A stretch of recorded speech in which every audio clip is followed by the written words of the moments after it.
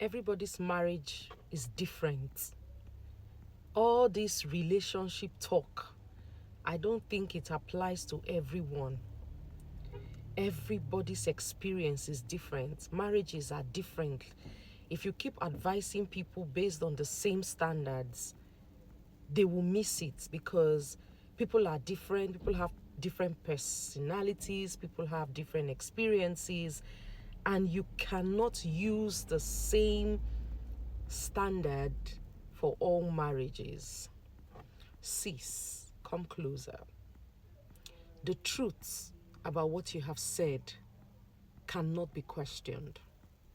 It's totally understood. People are different.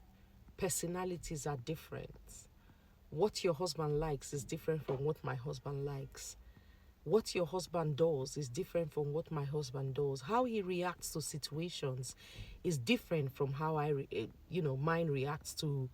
How yours reacts to situations is different from how mine reacts to situations. However, sis, I must say this: principles are the same.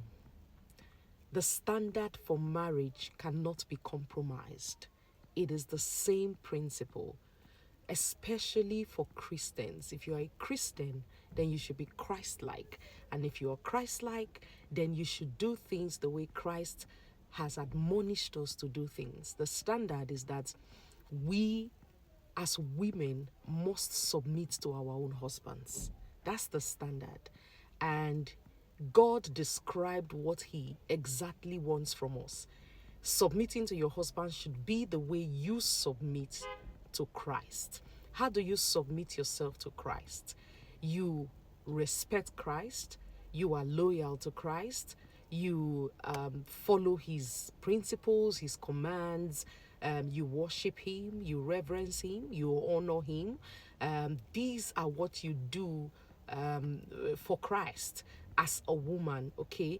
And God is saying that's the same thing I expect you to do to your husband. Submit to him. So it's not about what you think. It's not about trying to reason it, from your flesh.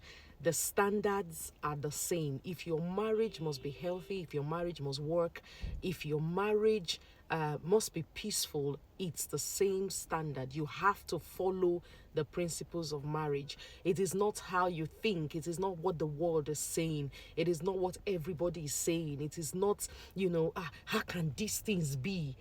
There's no explanation the world will give to you.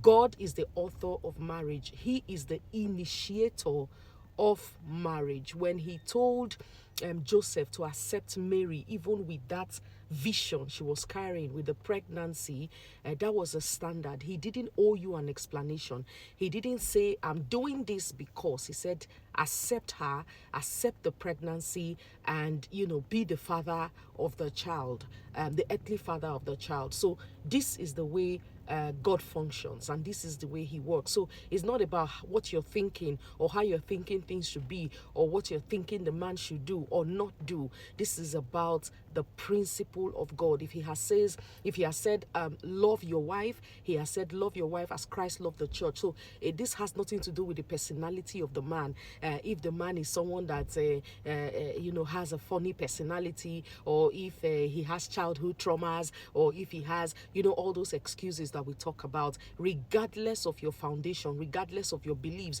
regardless of everything, if you're a man and you're a Christian, you are to love your wife as Christ loved the church. And if you're a woman and you're a Christian, you should submit to your own husband the way you will submit to your Father who is in heaven. So I hope you understand this. So when we admonish you, we admonish younger women, we are not saying that we do not understand that your husband is different. We do not understand that the circumstances can be different. We do not understand, that the men may, differ in different ways. You're totally right. We understand. But what we are making you see or understand or put to you so that, marriage becomes easier for you is that there's a standard and there are principles. And if these standards are adhered to, if these principles are followed diligently, ultimately we will all arrive at the same result, which is having a blissful, a healthy, and a peaceful home. I hope this helps someone.